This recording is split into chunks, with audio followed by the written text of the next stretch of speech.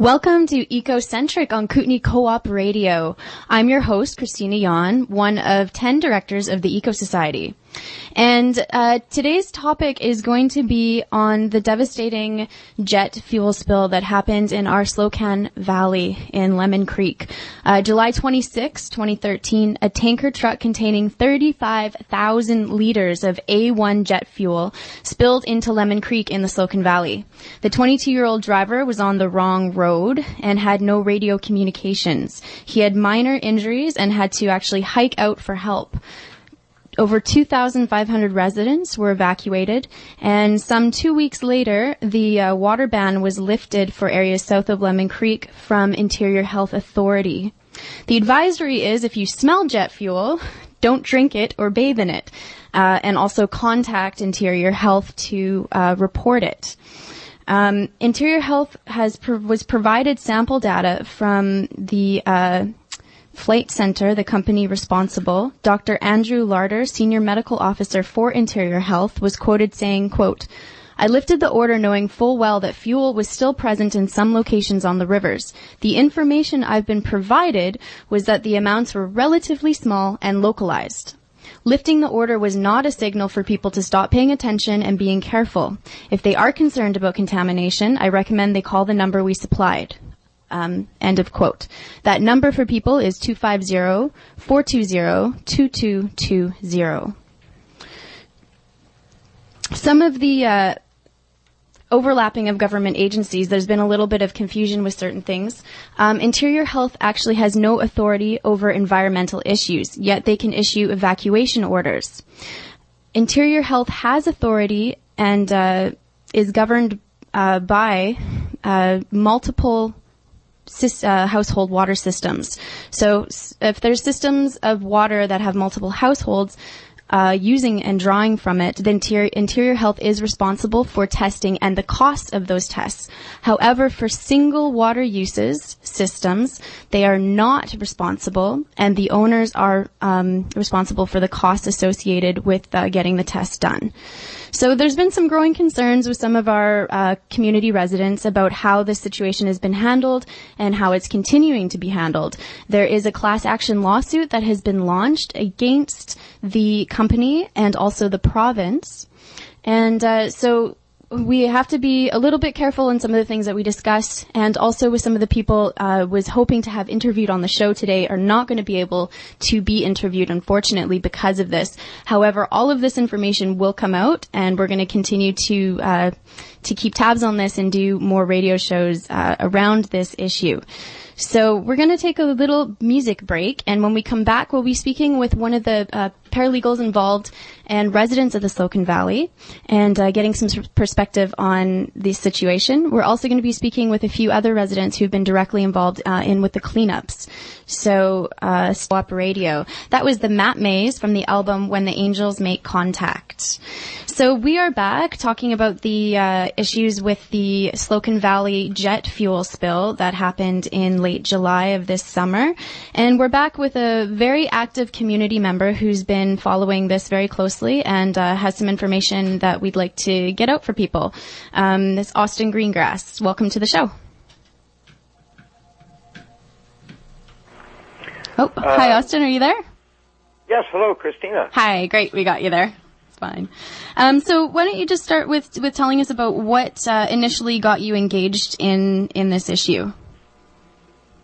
Basically, I was woken up at 3 o'clock in the morning by the local fire department telling me to evacuate my property because there had been a fuel spill.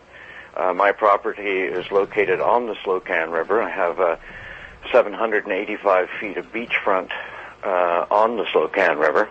My house is set back a fair distance from the river, but when the fire department came with the evacuation, the smell of aviation fuel, basically kerosene, was very, very strong, and they had said that they were issuing evacuation notices for all people within 3 kilometers on either side of the river from Lemon Creek down the river 10 kilometers, and these people were all going to be evacuated because there was a severe health risk from inhaling the fumes from the river. And that was my first knowledge of the fact that there had been a fuel spill, an accident. And the extent of it was unknown at this point. Whether or not it would ignite and literally burn from one end of the valley to the other was unknown at that point. And so that was my first introduction into the fact that there had been a spill. And, of course, I made it my business to find out the impact that that spill had had on my property and all the other properties in the valley, and then became aware of the fact that the whole ecosystem had been damaged severely by this fuel spill. The further I got into it, the further I found that it was a preventable accident, that if any reasonable amount of due diligence had been given to how the truck was guided to its spot where it was supposed to go. If that had been done, it never would have happened. It would have avoided the entire thing. And it just got into a really bad situation that got worse rapidly daily. The response was slow coming to remove the fuel from the tanker that was laying on its side in Lemon Creek, leaking for days before it was finally pumped out. The information from the Ministry of Health regarding the safety of the river wasn't posted for days, even though the signs were printed. Someone made the decision not to post the river as being hazardous for children to swim in or people to take water from or actually have contact with the river water. We were told initially that the fuel would evaporate rapidly and it's all going to be fine, which is absolutely false. Jet fuel has certain high esters that are reasonably water-soluble. When you put them in a fast-moving water situation, such as Lemon Creek, it's the same as putting fuel and water into a blender, and the action of it being pounded on the rocks going down to the Slocan River actually emulsified or mixed in the fuel with water in suspension, and it made a clear, odorless, barely visible puddle that would float in the river and is actually heavier than water, and therefore it would be going under the surface of the water. You wouldn't see it or smell it. And it was contacting everything it contacted. It would penetrate if it was at all porous, such as the silts and riverbanks, and it would eventually work its way through into many water systems where people were getting domestic water from that were many, many feet away from the river. It would eventually get there. It wouldn't get there necessarily right away, but it would eventually get there and contaminate the water with petroleum products, some of which are known to be very carcinogenic. And all of this information was very slow coming out to the public. If anything, it was almost suppressed. The actual extent of damage to the wildlife was not publicly made known. It was efforts from homeowners and concerned citizens that actually uncovered the true scope of the damage done.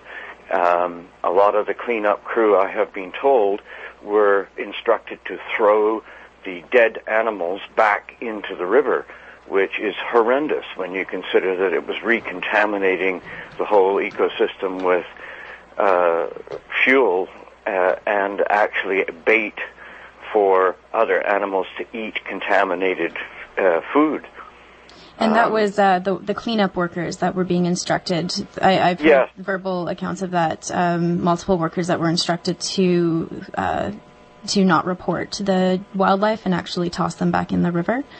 Yes, and it's my understanding that that was common practice. There were some samples taken, but the results from the actual those samples has not been released yet. The true scope of the amount of damage hasn't been released yet. All of these things are more or less on the shoulders of the public, the residents, to pay for their own studies to get the exact data of what was going on. And that data is necessary so that we can plan for restoration work on the river. The information as to where the actual hot spots of fuel.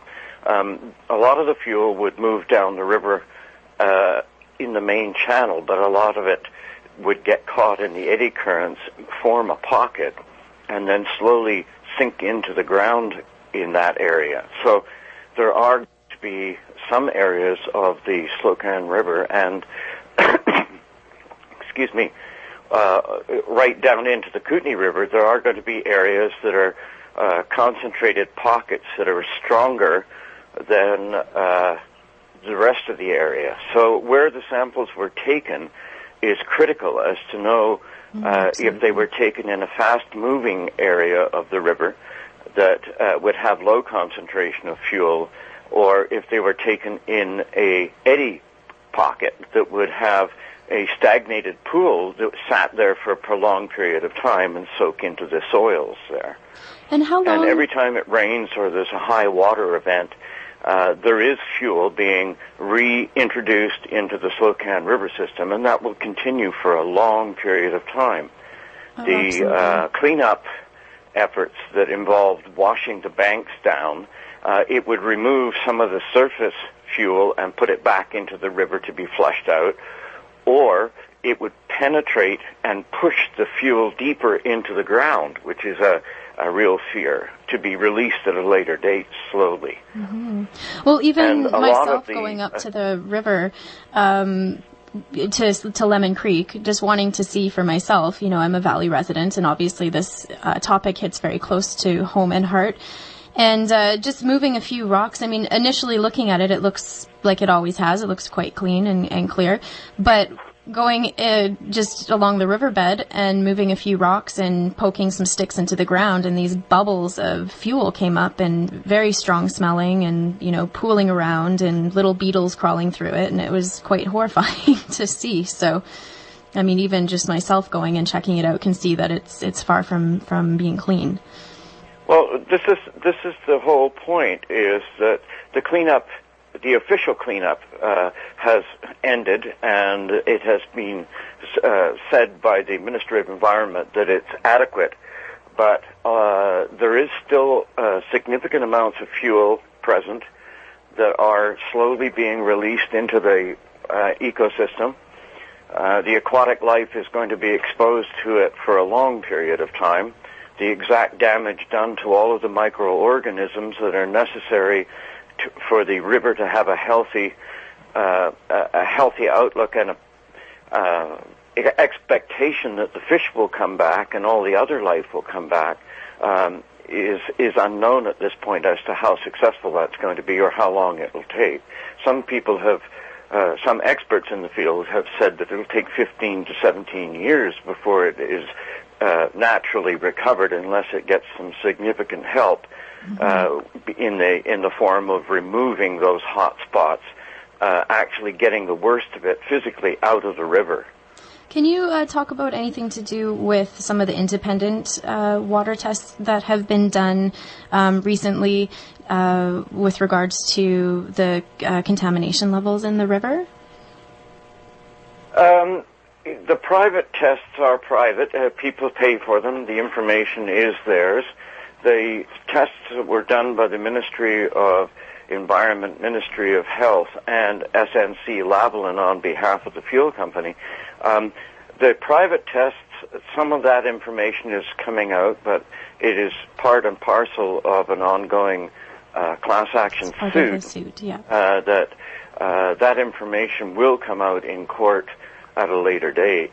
The information that it was released publicly by SNC Lavalin and the Ministry of Health and the Ministry of Environment is questionable in the area that if the amount of fuel and contamination that was found on those tests was less than the maximum allowable limit, then it was not written down on the test sheets that were released as to the exact concentration of the fuel. Now, I might point out at this point that the maximum allowable safe limit of carcinogenic, known carcinogenic petroleum products is questionable. It's a moot point. You can set the levels at any level. If it doesn't kill somebody immediately, and it takes 5 years for them to develop tumors,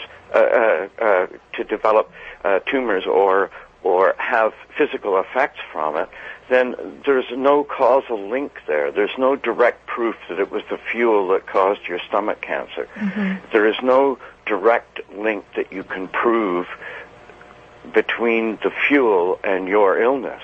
However, it is known that those products that are in the water that people drink, that people are exposed to, people eat fish that come from the river, they all have some of that in it. And the question I ask is, just because it's below a maximum allowable amount, why are we being denied the information as to exactly how much there is and where it is in the river? And so how long did it take? That is information we haven't been able to get. And that information has not yet been released. That is correct. So how long did it take for any information to come out at all in regards? And as I have been hearing, it's been a lot of pressure, like you said, from the community that has gotten any information as far as the results go. But how long was it from the time of the accident until there was any information released publicly? The first information came out approximately 45 to 50 days, and it was very, very scattered. Wow. And very small amounts, but we went almost 2 months without any information being given as to the percentages of fuel and where the hot spots were in the river. Wow, that's shocking. And it was Interior Health that was overseeing this, but as far as I know, they were not doing the water testing themselves. They were relying on the results from, is it SNC Lavalin that was doing that is contracted to do the testing? Yes. Basically, I'll lay it out for you. First off, when there's a fuel spill such as that, the Ministry of Environment and the Ministry of Health are supposed to be in the chair running the ship as to saying what gets done and how and when, because it's a matter of public safety. They are responsible for taking their own tests, determining the amount of contamination and risk to the public health. At that point, they make decisions regarding river closure, water use, etc., etc., etc. Then the way this spill worked out was that the Executive Flight Center, who is the person responsible for the tanker delivering the fuel, they hired SNC Lavalin, who is a scientific environmental cleanup crew, who does the scientific measuring testing work for spills such as this. And they, in turn, hired Quantum Murray, who is an environmental cleanup company who actually goes in and does the groundwork for the physical groundwork for cleanup. That's right. We're going to speak with somebody who is working with them a little bit later as well. But the whole performance has been just a horrible, horrible circus of incompetence. First of all, the Ministry of Health was slow and tardy about closing the river in the first place and posting it as being hazardous to health. Then when they closed it, it was closed for a very short period of time, even though there was significant amounts of fuel moving down the river. They ended up reopening the river and saying that just because you can smell fuel, it doesn't mean it's dangerous. And then they later recanted that and said if you can smell fuel, it is dangerous, don't drink it. The whole thing has not exactly made people who live here, who are on the river, dependent upon the river water, it hasn't made them feel secure or happy with the fact that the government people involved in supposedly looking after their safety have been doing a diligent job and are competent to do so. Exactly. So we're running a bit short on time here. Is there any last few things that you would like to bring to the public's attention with regards to this, or anything that you'd like to say that people can do, or government agencies to contact with their concerns? The Ministry of Health and Ministry of Environment are the government agencies that you can contact. However, I wouldn't hold your breath as to how much information that you could get that would do you any good. The community has several websites and Facebook pages up that actually will post more up-to-date data as to what is going on in the community. The news media will be carrying further bits and pieces as the lawsuit progresses. Just be aware of the fact that this problem has not gone away. It's an ongoing situation. There is still fuel being injected into the river system. It's still damaging the environment. Everything is not all great and fine, and that some more work has to be done for restoration, and that's yet to be done.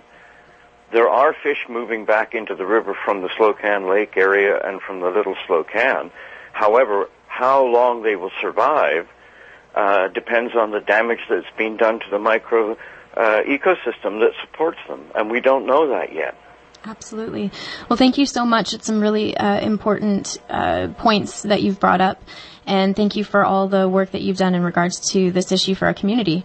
Well, thank you, Christina, for bringing us out to the public view, because unfortunately the public is being lulled into the idea that everything is all fine, it's all gone away, there's no more fuel, and not to worry. Yeah. And that's not the case. That's exactly why we're doing the show today. Thank you so much. Okay, take care, Austin. We're going to go to a music break, and when we come back, we'll be speaking with John Whitmire, who is coordinator for the prime contractor, Quantum Murray, who is responsible for cleanup. He also worked in the recovery center. When we come back, thanks for listening to Ecocentric on Kootenay Co-op Radio.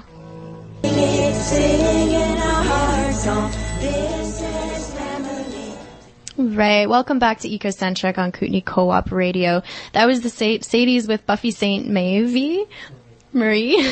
Buffy St. Marie, sorry. We are circling, very fitting for the topic today.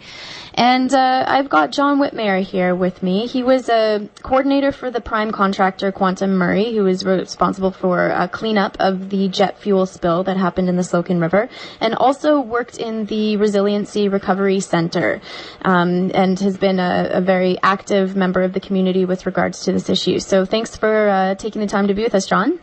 Well, hi. My pleasure. Absolutely. So why don't you just tell us a bit about what your major concerns with regards to this issue were, and kind of how those concerns grew as you were more involved with the process of response to this. Right. Well, I was hired by Quantum Murray, who was the prime contractor for Executive Flight Center, to do the cleanup. And primarily my job at that time was to organize a corps of local people, volunteers from the valley who were concerned and wanted to get involved on some level. And I was employed by them for approximately 2 weeks, beginning sometime around July 28th. And then we opened a center called the Resiliency Center, which was sort of a center for information and for folks to come in with their concerns, and the center stayed open until approximately September 15th, and then we lost our funding.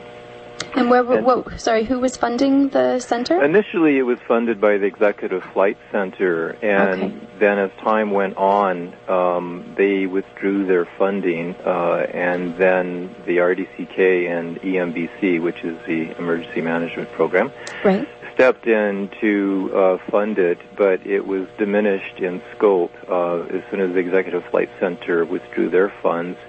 And at the same time, they were withdrawing funds to pay for potable water and for shower facilities and to meet other obligations to the community. Mm-hmm. And as you can imagine, that the RDCK does not have a lot of money themselves. Yeah. EMBC had some, but they were looking to do some revenue splitting with other organizations, and I guess it was a little bit difficult for them to maintain the level of support that we wanted to give the community. Mm-hmm. So eventually it sort of diminished in scope, and we were doing our best to get information out to the public. Usually this was in the form of public service announcements, bulletins, updates, information as to who people could go to for their particular issue or problem to get some kind of help and satisfaction. And so, in your time in the recovery center, what kinds of health issues were reported, or did you come across? Because as far as I know, we've been told that there was minimal to no health issues. But the more that I talk to people in the community, the more I hear of these really sad stories of people who've been very affected health-wise. You know, there are actually dozens of people who came into the center, mm-hmm. and right in the aftermath of the spill, there was quite a few people who had health issues.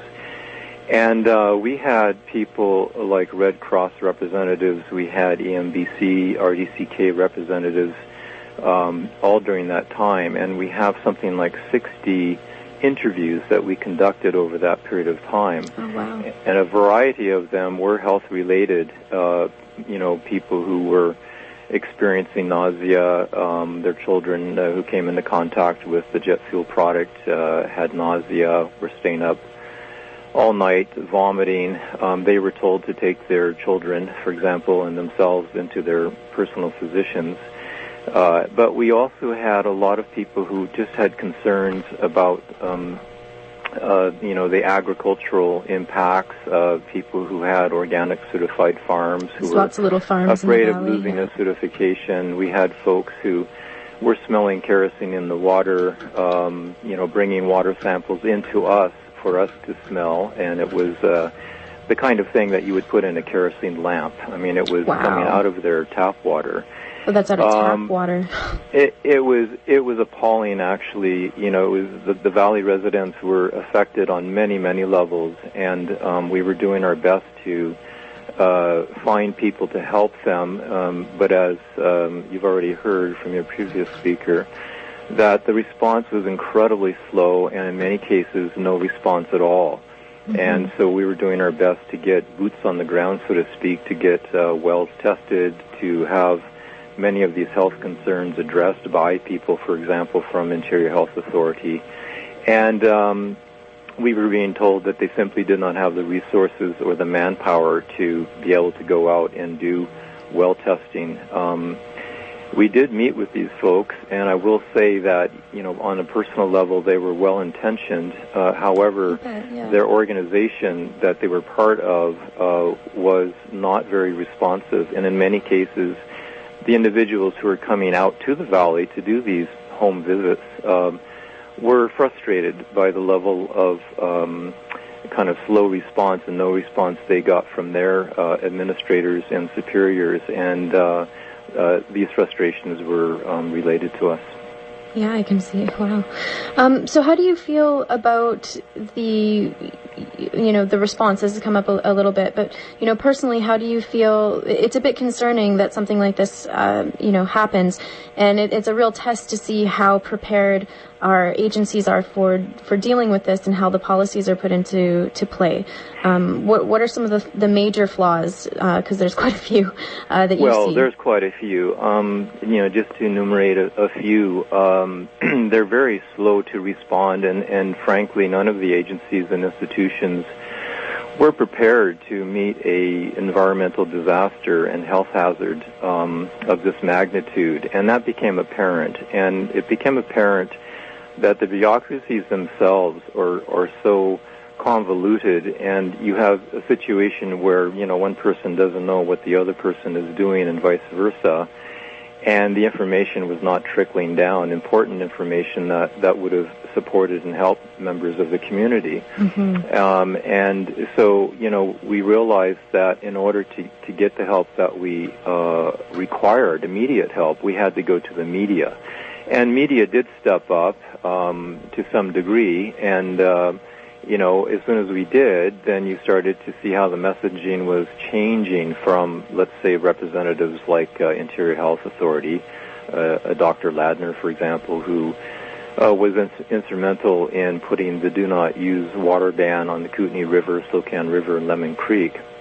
But it was, very, very long after the fact. People had immediate concerns and issues, and they were not getting any kind of response that was meeting, what their hopes were for information. And for example, the Interior Health Authority had lifted the Kootenay River do not use order approximately August the 7th. And the criteria that they use for lifting that do not use order in their own language, quote, was because there was no observable and detectable jet fuel product to be seen on the water, shores, and beaches and public areas. And then shortly thereafter, they lifted the do not use order on the Slocan River up to the Winlaw Bridge, and then very shortly thereafter, they lifted the entire do not use order for the remaining sections of Slocan River and all the way up Lemon Creek. And what was really appalling to me is that I had people coming into the center with eyewitness accounts of this, jet fuel product, which was very much in observable and detectable amounts all up and down the river system. And these were still in public areas, beaches, areas that, along private shoreline. And folks were taking pictures, and they were coming in and telling us that, for example, they had their intake for their water systems directly from the river. And all during that time, Quantum Murray was still flushing the river and cleaning it. And so every time they did that, periodically, it would stir up the jet fuel product from the shores and the grasses and the reeds and the estuaries and back eddies and log jams. And then the whole pernicious cycle was starting over again, where people would still be drawing this water directly into their domestic systems as well as irrigating their crops.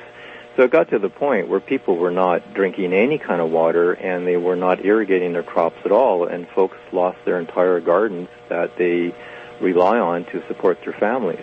Wow. During this time, however, the messaging from the Interior Health Authority was that the water was safe to drink, safe to boat, safe to fish in. And we were just scratching our heads going, how can you possibly come to that logical conclusion when there is, quote, observable and detectable jet fuel product everywhere? Yeah, and I read a quote earlier from the chief health advisor for Interior Health. And he was saying that he was well aware that there were still, levels of jet fuel in the water when he lifted the ban, and had said, well, kind of put it, back in the public that we're not saying it's safe and that you shouldn't use caution. We're just lifting the ban. Well, exactly, Christina. Didn't really make sense. This is it doesn't make any sense to us who live in the valley, because our personal stories were not congruent with what the bureaucratic party line was. And then it became apparent that the Interior Health Authority may have been complicit with the Ministry of Environment, who provides oversight for these activities, that they were not doing their job, and that in fact there was a whole lot of information that was not getting to the public, and that the messaging that was getting to the public was, heavily propagandizing in terms of trying to, maintain the status quo, was that the river and creek systems were safe. They clearly were not. I began a application to the BC Ombudsman asking them to investigate this, and the investigator recently wrote me and said, we're not sure there are grounds to do an investigation.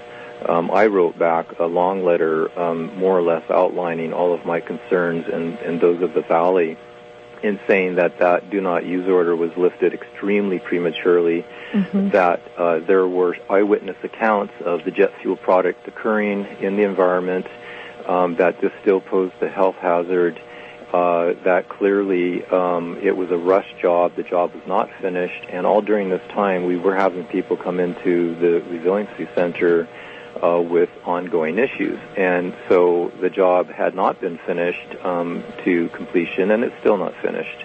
No, and there's still ongoing problems. There's still people who are, feeling that their well systems and vulnerable shallow wells have some issues. There are people who I met during my time at the Resiliency Center, representatives from Interior Health. I'd mentioned before, some of them had even mentioned to their superiors, for example, they should do a hydrology report for the Lemon Creek basin, because there's an aquifer there, and there's this potential for the jet fuel to seep down into the gravel and sand and then show up later, be reintroduced into people's vulnerable wells. And she was basically told, no, they're not going to do that. They're not going to send the hydrologist out to do that work. Wow. So, when you have that kind of reaction from the very institutions that are put in place to basically help individuals with health issues and public safety, then one starts to wonder, why aren't they doing the job, and why are they not helping the communities that it is clearly their mandate to help? Absolutely. Very valid points. Can you tell us about, you were involved with Quantum Murray, and there's been some reports that workers were told to throw dead wildlife that were found back into the river. That's correct. Now, when I was hired by Quantum Murray, I essentially had to sign a non-disclosure form. In other words, they didn't want me talking to the media. Wow. They didn't even want me talking to individuals in the community and say anything that would more or less shine a light on their activities. The volunteer group, which numbered about 35 people, these are people that I was managing and coordinating, were also asked to sign this waiver. However, there are Quantum Murray workers, and these people are not only locals from the valley, but they were also Quantum Murray workers who were supervisors and foremen who were saying to the locals who were working with them that the job wasn't finished, that the jet fuel product was everywhere, and they were also a little frustrated that they were being told to basically stop looking for pools of jet fuel in the environment. And one of these supervisors did say to their Quantum Murray staff to throw dead wildlife and fish and bird mortality back into the river, and they said that directive came from the Ministry of Environment. So I challenged one of the representatives from the Ministry of Environment who was coming to the valley, and he was appalled, and he said, no, that should have never happened, and he would look into it. I've not heard back from him that he did look into that, but clearly there are people who were told that. They were basically informed to do that, and I think that bears looking into. And if I do get the BC Ombudsman Office to do an investigation, those are the kind of incidents that I want them to investigate. Absolutely. Thank you so much for coming on air and for not going along with the disclosure that you were asked to sign. I very much appreciate that. It's a huge honor, to have you on the show. We are really tight for time, but do you have any last minute points that you'd like to bring up? Yes, I do. There's a certain fatigue in the valley where I think people were really impacted severely by this incident, and I know that folks want to get on with their lives. But in terms of social justice, I think it's very important that we see this thing through to completion, and that we get these agencies and institutions to do what they are supposed to do. And, we've seen a lot of sort of silence in the last few weeks. And if there's nobody who does speak up, nobody speak out about what they did and how they comported themselves, then it will be considered a victory for them. And I would encourage all people who live in this area to not let that happen and to do what they can to keep a focus on this and make sure that people are accountable in positions of authority and make sure that the health and welfare for the Valley residents are met. Absolutely. Thank you so much again for coming on air with us today. You're welcome, Christina. All right. We are going to take a quick music break, and we will be back with Jim Ross, another very active community member on this issue. Go back into the archives and check out any shows that you've missed. So we're back. We've been discussing over the last hour about the jet fuel spill in the Slocan Valley in Lemon Creek, and speaking with some of the residents who've been very actively engaged in this issue, and just gaining some perspective as, it's been hasn't been a lot said to anybody in the last little while from any of our authorities, and so we're just trying to get some opinions from the community. We've got Jim Ross here with us. Thanks, Jim, for being here. Hello. Hi. So what inspired you to get involved in this issue? Well, I grew up in the area, and I just know how gorgeous it is, and it's the reason why I live here. And when I saw the spill or heard about the spill, I just knew that in some way it was going to change forever. Yeah. Something that massive, and I was quite shocked. That's a big part of why I'm doing this show, to hear after 2 weeks of we've heard from our last guest, a fairly questionable cleanup, that we're told that it's perfectly safe for us to be drinking and swimming in, and they refer to it as observable and detectable, and it's pretty vague. It is, and it's one of those things where we like to think that we have interior health to protect our health, and that it shouldn't be left to us to make judgment calls about that sort of thing, something that is that, has the potential to have serious outcome. That's right. Yeah. Yeah, and I'd like to mention as well that Interior Health did decline on coming on air to do an interview, as they have declined in the past for other issues in our area. So just wanted to mention that. And would you want to talk about what your major concerns have been in relation to the spill? Well, we probably don't have enough time to get into all of my concerns, but even the major ones are a long list. But I think generally, just from the very beginning, the fact that there was some misdirection, there was very little communication, and in some cases we were outright lied to about what had happened initially. There was a perlator driver who just came to my house this morning, and I see him quite regularly. He was coming south just after the spill happened. He was stopped on the highway and told that there had been a vehicle accident on the highway on the Lemon Creek Bridge, and that they would just have to wait because the highway was closed. So they walked down the road. He and the guy behind him walked down the road and observed that there was nobody on the bridge. There wasn't a vehicle or anything. Walked back and confronted this person who was not a flagged person, but an initial attack firefighter, and said, how come you've lied to us? There's no accident.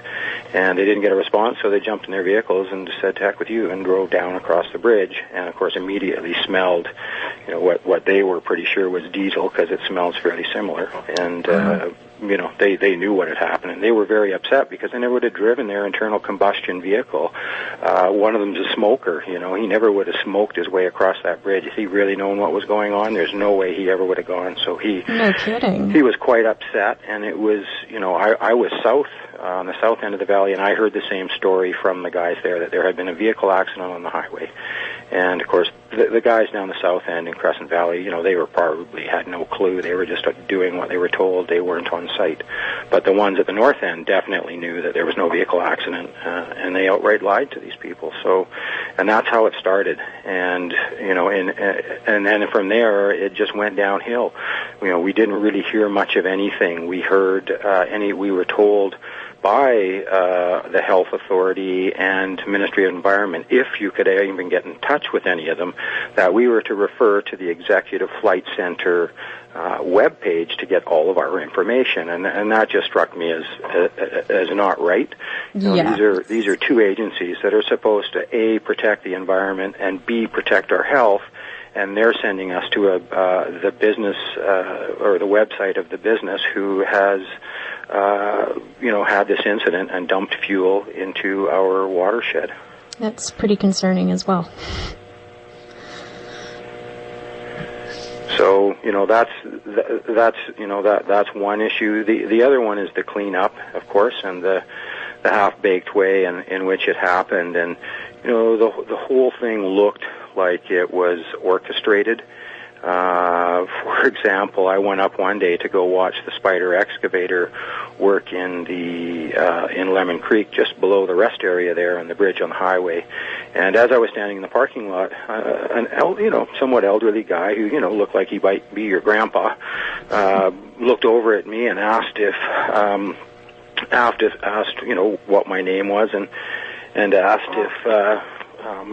And gave the name of somebody on the creek there who had suffered, quite a bit of damage. Asked me if I was that person, and I said, no, I'm not. And I immediately got a little bit suspicious, started talking to this person, and his name was Bill, and he had been hired by either Executive Flight Services or by Quantum Murray, and basically he was hired. He was the guy who went around the valley and earned the reputation or the nickname Biosheen Bill. And everybody just kind of assumed this guy was a biologist, and that at least he knew something about whether it was Biosheen or what the heck it was. And of course we were all quite suspicious. But in the process of chatting with this guy, I discovered that he had just retired about a year and a half or 2 years previous from working with the Ministry of Environment in Penticton, and now he was working as a consultant for Quantum Murray.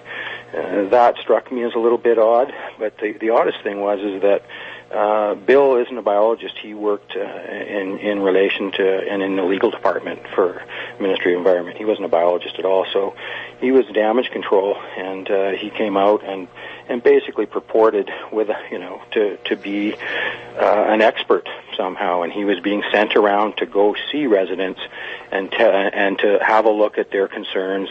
And of course, in pretty much every case, it was Biosheen. It was declared Biosheen, even if it smelled like diesel or jet fuel. It was referred to as Biosheen. So a lot of stuff going on, but the biggest one has to be the lack of any presence or discernible presence, especially early on, from either the Health Authority or Ministry of Environment, from any of those organizations, and just looking at the haphazard way with which they did react, and the little that they did do.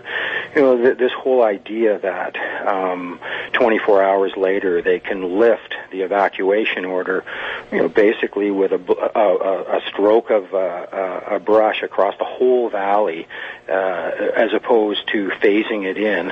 I was allowed to go back to my house at the same time as people that lived right on the side of Lemon Creek, and I just can't help but think that was very irresponsible. I know for a fact that there was people picked up in that area in the middle of the night by ambulance in respiratory distress and ill health, and taken to the hospital. And of course, we don't get that epidemiological information, or we certainly haven't, and that's something that would be really interesting to know, because I know of 3 people who ended up going to the hospital or emergency for respiratory and skin rashes and reactions from swimming in the jet fuel early on, because nobody had posted any signs. It took a couple of weeks for any signs to be posted, and if you wandered around and looked, most of those signs were posted by residents. They weren't posted by the Ministry of Environment. They were not posted by Interior Health. In many cases, there would be people, I heard a couple of cases where people were at the rest stop, locals, and noticed people drive up, tourists, jump out of their vehicle with their water bottle and run down to the creek, and had no idea that there was a jet fuel spill, or that there had been a jet fuel spill 2 weeks or 3 weeks or a month earlier. And they had to stop them and say, no, don't drink this water. It's not healthy. So, that is a lot. There's a lot of concerns there, for sure. It's a lot to leave on the shoulders of a community that is, in some cases, potentially financially devastated, emotionally devastated, and if not emotionally devastated, feeling pretty ragged afterwards. That, no kidding. A lot of concern, a lot of worry for, there was not neighbors. the proper adequate support for the community, and still is, has not been. I'm sorry, we're going to have to cut you off, Jim. I really appreciate you coming on and taking the time to be with us today and expose some of your concerns. I really wanted to give people a chance that haven't had much of a voice to get a voice out there.